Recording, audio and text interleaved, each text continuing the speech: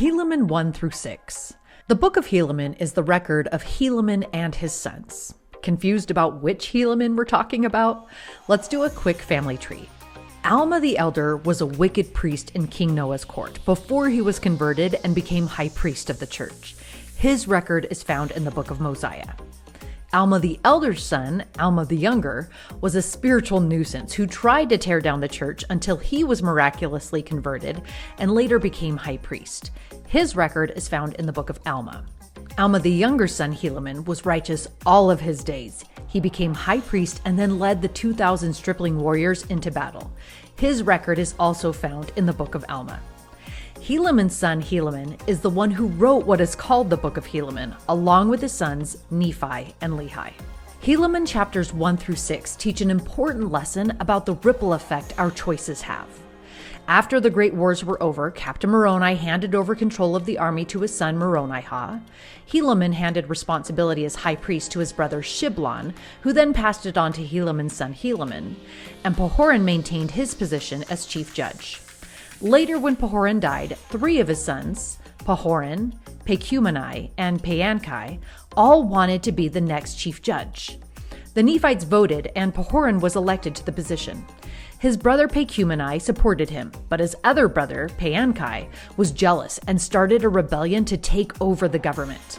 This rebellion was the beginning of the first secret combination among the Nephites, and we'll see at the end of the Book of Mormon that secret combinations are what caused the destruction of the entire Nephite society.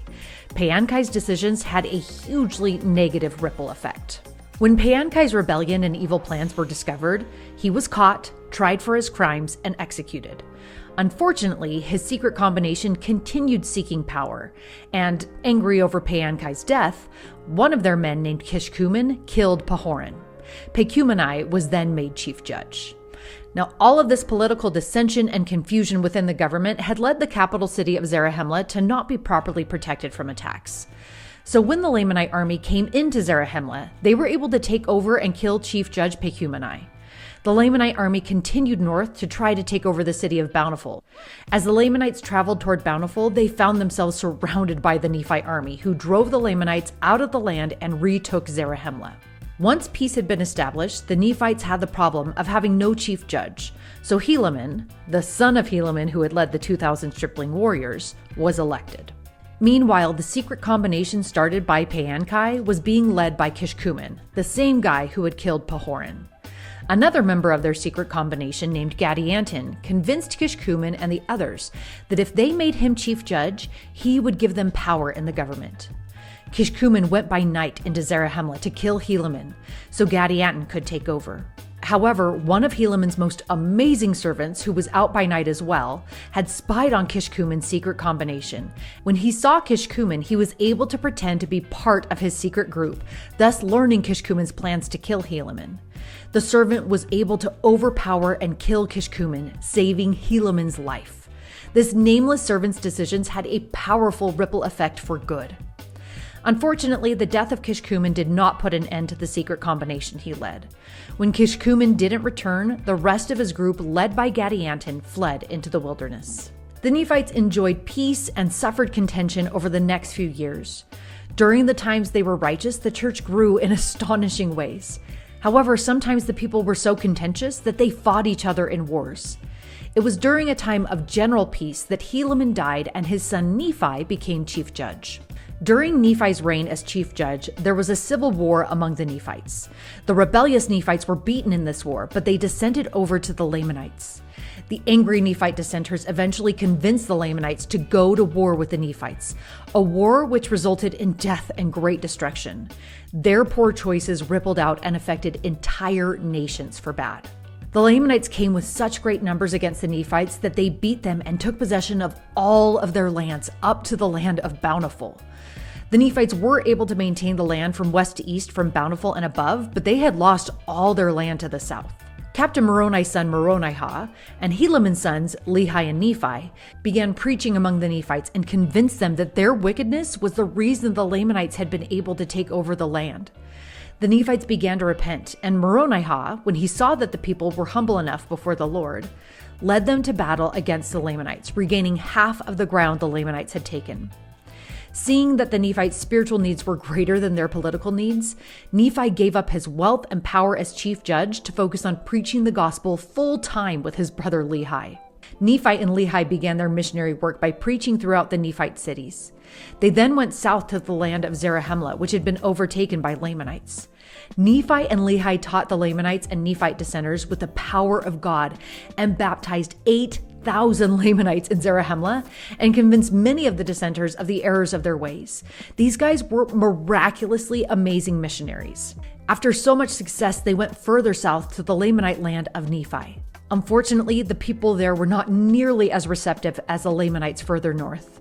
Nephi and Lehi were taken prisoner and held without food for several days. It seemed as if God had abandoned them. But then, just as the Lamanite guards came to kill them, a heavenly fire surrounded Nephi and Lehi. When they saw how scared the Lamanites were, Nephi and Lehi bore witness that it was the power of God protecting them. After they spoke, the earth began shaking, and a cloud of darkness descended on the 300 Lamanite and Nephite dissenters in the prison. The voice of the Lord spoke 3 times to those in the prison, calling them to repent. Though his voice was mild, it caused the walls and the earth to shake. Among the men in the prison was a former Nephite church member named Aminadab. He told the other men that if they wanted the dark cloud surrounding them to disappear, they needed to repent and believe in Jesus Christ. The men then began praying until the cloud disappeared, and they discovered that they too were surrounded by the heavenly fire with Nephi and Lehi. All the people in the prison were filled with the Holy Ghost, and angels came down from heaven to minister to them. It was a miracle. After these experiences, those who had been in the prison went among the Lamanites and shared what they had seen and heard until the majority of the Lamanites were converted. The repentant Lamanites gave the Nephites their lands back and became more righteous than the Nephites. Lehi and Nephi and many of the Lamanites went back to Zarahemla to preach to the Nephites. For the first time since Father Lehi's sons Nephi and Laman had separated, there was peace between their people, and they began to travel and trade freely, resulting in prosperity for everyone. And this all started with 2 young men who wanted to share the gospel. Their good decisions rippled out and blessed 2 nations of people. Though it would be great if the story ended there, the secret combination led by Gadianton, now known as the Gadianton robbers, began infiltrating the Nephites and Lamanites, causing great wickedness. The Lamanites immediately went to work using every means possible to root out these evil men. They hunted the robbers down and taught the gospel to them until the robbers were destroyed among the Lamanites. However, among the Nephites, the Gadianton robbers had great success until the majority of the Nephites joined them and they gained power over the government. And all of this started with a brother who was jealous and wanted power. Helaman chapters 1 through 6 are a powerful reminder that our decisions have a ripple effect, and each of us should try every day to make sure that our ripple is one for good.